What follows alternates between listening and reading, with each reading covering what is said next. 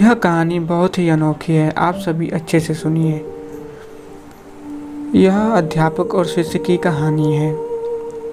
एक बार की बात है, एक बार एक अध्यापक एक संपन्न परिवार के शिष्य के साथ कहीं जा रहे थे, तो उस शिष्य को कुछ मजाक सूझी क्योंकि उसको रास्ते में किसी गरीब मजदूर के जूते दिखाई दिए।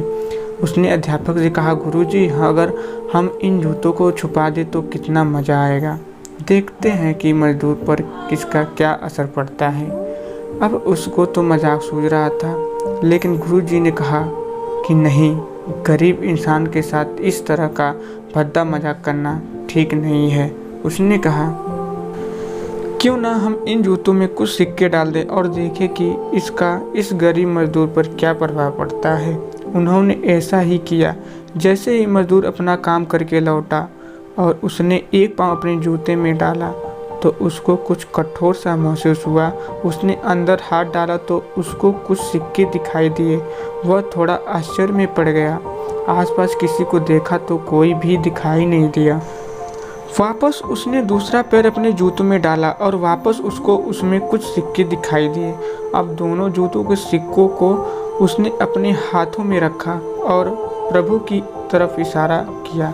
हे प्रभु, पता नहीं किस भले मानुष ने यह सिक्के मेरे जूतों में छुपाए हैं, लेकिन जिसने भी छुपाए हैं उसको मेरी दुआ है ताकि इन पैसों से मैं अपने बच्चों और पत्नी के लिए कुछ खाना और दवाइयाँ ला सकूँगा। और इतना बोलकर वह चला गया। इस बात को शिष्य और अध्यापक दोनों सुन रहे थे। अब अध्यापक ने शिष्य से पूछा, अब तुम मुझे बताओ कि तुम्हें कैसा महसूस हुआ, तुम्हारी पहले वाली मजाक या मेरा यह तरीका। तो उसने कहा कि गुरुजी, मैं आपसे क्षमा चाहता हूँ। अब मुझे समझ आ गया है कि सच्ची खुशी किसी चीज़ में है। जब हम किसी की मजाक उड़ाते हैं तो हमें कुछ पल का आनंद मिलता है, लेकिन इससे हमें बद्दुआ मिलती है। लेकिन अगर हम किसी की मुश्किल परिस्थिति में मदद करते हैं और जिसकी भी मदद करते हैं उसको भी नहीं पता कि हमने उसकी मदद की है, लेकिन अंदर ही अंदर हमें पता है कि हमने उस इंसान की मदद की है। यही सच्ची खुशी है। जब हम दूसरों को खुशी देते हैं तो हमें सच्ची खुशी मिलती है। इसी तरह खुशियाँ बांटते रहिए, लोगों की मदद करते रहिए और दान करते रहिए, जिसके भी आप काबिल हो। जितना भी आपसे बन पड़े दान करें, लेकिन दान जरूर करें।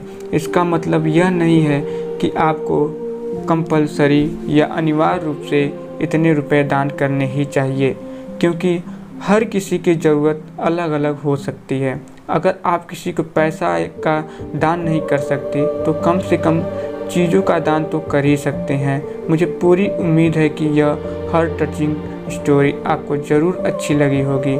आपका कीमती समय देने के लिए दिल से शुक्रिया। अगर आपको कहानी अच्छी लगी तो एक लाइक और एक कमेंट ज़रूर कीजिए। धन्यवाद।